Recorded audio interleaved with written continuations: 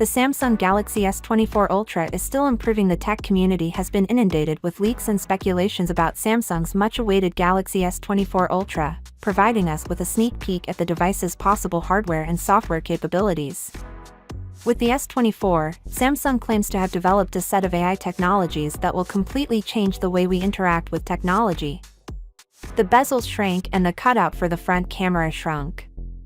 The phone looks very amazing since it is now much thinner overall. Additionally, the screen protector for the whole S24 series has leaked, exposing very thin bezels. AI-powered real-time translation for calls and texts will be available in the S24 lineup. This technology is positioned to eliminate language boundaries and facilitate seamless, worldwide communication.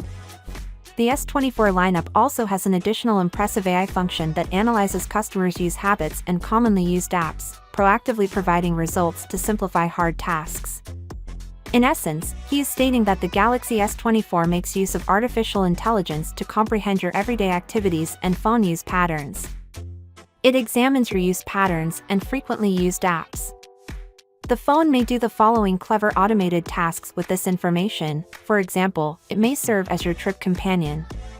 The phone can tell you about the weather and traffic along the way, as well as how long it will take you to get someplace. Also, it may recommend apps that you might require for your travels. By creating emails for you, the S24 may make your professional life much simpler. The ideal way to compose an email is based on what you often say. So if you tell the phone to send one, it will do it for you. To put it simply, the Galaxy S24 attempts to make your life simpler by gathering personal data about you and using it to assist you with chores without requiring you to seek for assistance each time. There are rumors that the One UI 6.1 on the Galaxy S24 lineup contains many AI elements that are smoothly integrated across numerous functions. Finally, what are your thoughts about it? So without being said, let me know your thought in the comment below, and if you are new here, please subscribe. Peace out.